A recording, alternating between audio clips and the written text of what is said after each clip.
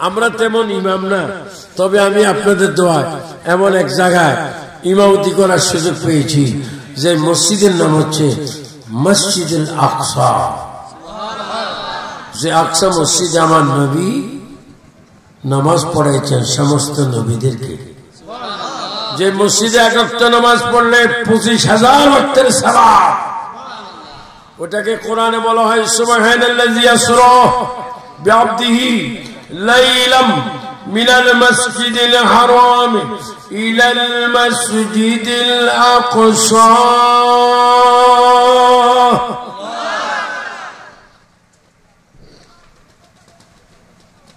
আল্লাহ সেই মসজিদ, এই জন্য আপনার নামাজ পড়বেন।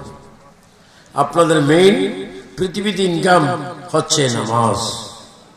আমার পাবলিক ভাইয়েরা, কৃষক ভাইয়েরা, চেয়ারম্যান ভাইয়েরা, মেম্বার ভাইয়েরা, ক্ষমতা যারা আছেন তারা সকলে নামাজ পড়বেন। যদি নামাজ না পড়ে কবরে যান, আপনাকে যদি কবরে প্রশ্ন করে মান রব্বুকা, আমি বিশ্বজনী ছিলাম,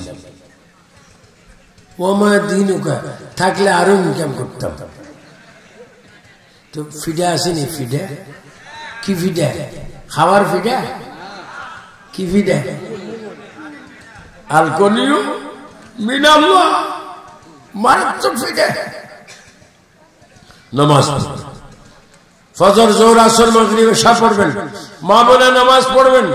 আবু সুফিয়ান আবিদ আল কাদেরী আহলে সুন্নাত ওয়াল জামাত বাংলাদেশের একজন কোচারম্যান হিসেবে নয়, আপনাদের একজন খাদেম, একজন কর্মচারী হিসেবে আপনাদের পায়ে হাতে ধরে অনুরোধ করলাম, বাবারা ভাইয়েরা, আপনারা 5 ওয়াক্ত নামাজ পড়বেন, নবীকে জীবন দিয়ে ভালোবাসবেন, আল্লাহকে খেয়াল করবেন। খোদা কি কসম, দুনিয়া আখিরাতে আপনি বাঁচিয়ে পাবেন, জান্নাতে আপনি নবীকে দেখতে পাবেন।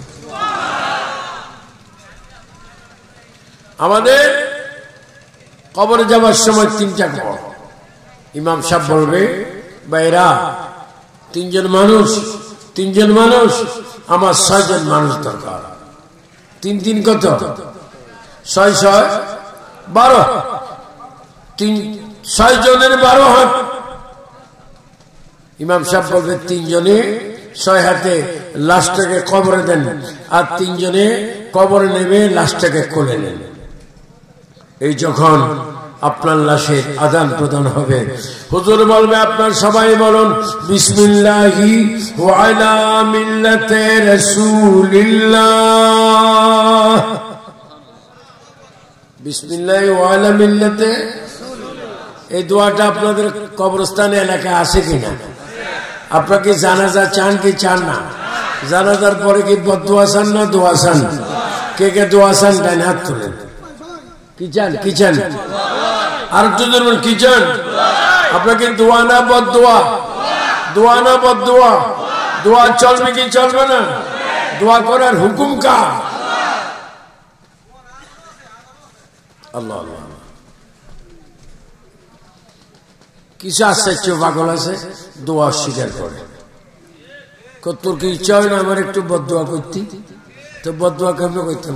তুই বল আমার কবরে যেন আগুন জ্বলে, এটা নাকি দোয়া? দোয়া করবেন। ইমাম বলল বিসমিল্লাহ ওয়া আলা মিল্লাতি রাসূলিল্লাহ,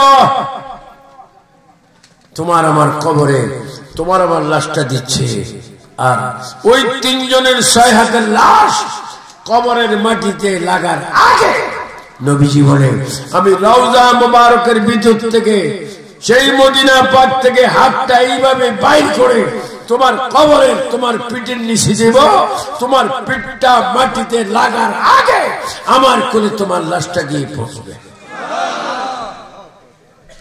এই জন্য কি মিলাদুন নবী আমরা চাই কি চাই না? আরে কোরআন শরীফ খতম করার কথা, দোয়া দরুদ পড়ার কথা, আযান দেওয়ার কথা, কিন্তু নবীরই বিশ্বাস করার কথা।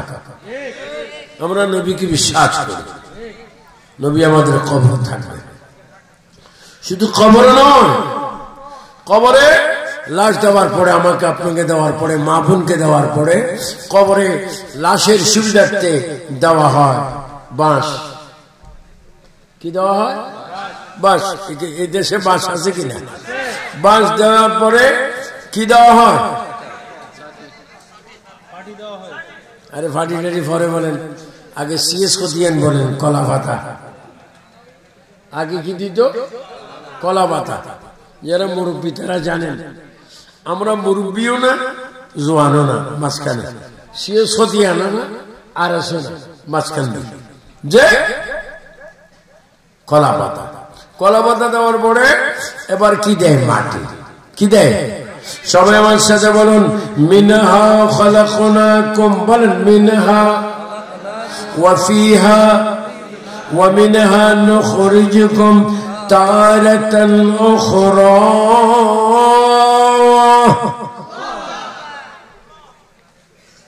আরে মানুষ কি সংসার করেন, মা বোনেরা সংসার করে, আমরাও সংসার করি। কি জিনিস এটা? কি দুনিয়া যেখানে মৃত্যু রয়েছে, কবর রয়েছে, তোমাকে আমাকে কবরে যেতে হবে। মিনহা খালাকনাকুম ওয়া ফিহা নুঈদুকুম ওয়া মিনহা নুখরিজুকুম তারাতান উখরা। তোমাকে মাটি দেওয়া হবে। মাটি দেওয়ার পরে এবার তোমার কবর একটা ইন্টারভিউ হবে। ইন্টারভিউ কি নিবে মানুষ না ফেরেশতারা? ফেরেশতার নাম কি বলেন? মুনকির নাকির। একটা আওয়াজ দেন, মুনকির। আপনারা কে কে ফেরেশতা দেখেছেন? একটু হাত তুলতে পারবেন? আপনারা কি ফেরেশতা দেখেছেন? আপনাদের কাঁধে ফেরেশতা আছে কিনা? কয়জন বলেন? কয়জন?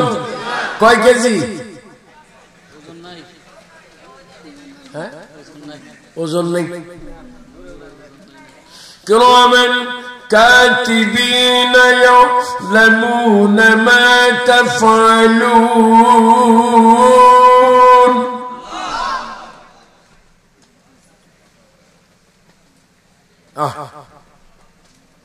ওজন নেই।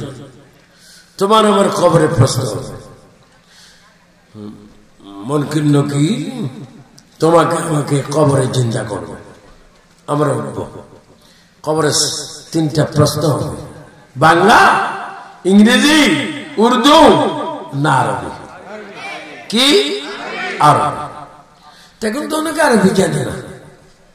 নবীজি বলে, উম্মতরে যদি তুমি আরবি না জানো, খবরে যখন আমি নবীর উম্মত হিসাবে চলে এসেছ, অটোমেটিক তোমার জবানে আরবি ভাষা আসবে। নবীর কারণে উম্মতের জবানে আরবি আসবে। আর অনেক আলেমরা বলে নবী মূর্খ। আচ্ছা, আপনার বলেন, নবী যদি মূর্খ হয়, এই বাবা তুমি কি? আমি আলেম ফাস, ফাজল ফাস, কামেল ফাস, আমি মুহাদ্দিস। নবী কি? মূর্খ। আচ্ছা, যারা কি নবীর মূর্খ বলে, এটা কি আলেম না জালেম?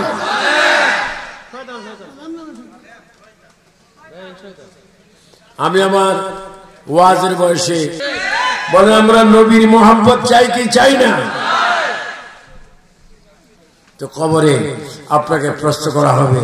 প্রথম প্রশ্ন, মান রব্বুকা। আমি আপনাদেরকে এখন প্রশ্ন করব কবরের প্রশ্নে, আপনাকে জবাব দিবেন। আমি বলবো মান রব্বুকা, আপনারা সবাই বলবেন রব্বি আল্লাহ। মান রব্বুকা, মান রব্বুকা, মান রব্বুকা। আমাদের মালিকের নাম কি? এবার 2 নম্বর প্রশ্ন, মা দীনুকা। বলেন, দীনি আল ইসলাম। মা দীনুকা। এবং 3 নম্বর প্রশ্ন, 3 নম্বর প্রশ্ন করি। আমি যখন বলবো মা কুনতা তাকুলু ফি হক্কে হাযার রাজুল, সবাই বলবেন হাযা মুহাম্মাদুর রাসূলুল্লাহ সাল্লাল্লাহু আলাইহি ওয়াসাল্লাম। মা কুনতা তাকুলু ফি হক্কে হাযার রাজুল, বলেন হাযা মুহাম্মাদুর রাসূলুল্লাহ সাল্লাল্লাহু। বলেন, কবরে 3টি প্রশ্নের জবাব সওয়াল আছে কিনা? ওইখানে নবী আছে। বাবা, আপনাদের এখানে কোন ফাঁকা আছে?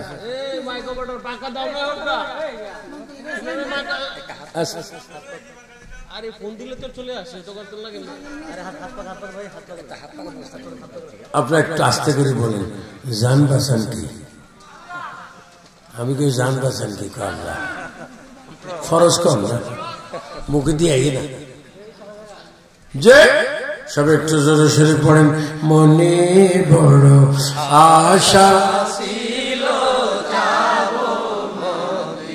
আর একটু জোরে জোরে মহাব্বত আমার ভাই বাবারা বলো মনে বড় আশা মুক্কাওয়ালা মদিনাওয়ালা মদিনাওয়ালা আমায় তুমি দেখা দাও মনে বড় আশা গভীর মনোযোগ তোমার আমাকে কবরে প্রশ্ন করা হলো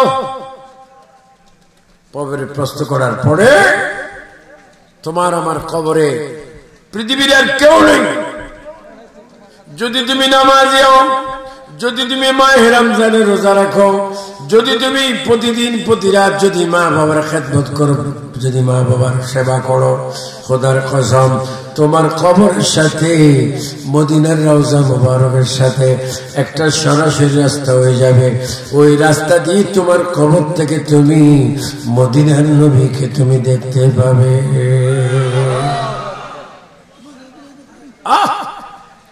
রাসূল করিম সাল্লাল্লাহু আলাইহি ওয়াসাল্লামকে আমরা রওজা মুবারক থেকে দেখতে পাবো তাই আজকে যে মিলাদুন নবী ইসলাম মাহফিল এখানে উদযাপিত হচ্ছে এই মিলাদুন নবী মাহফিল হওয়াতে আমরা কি বেজার না খুশি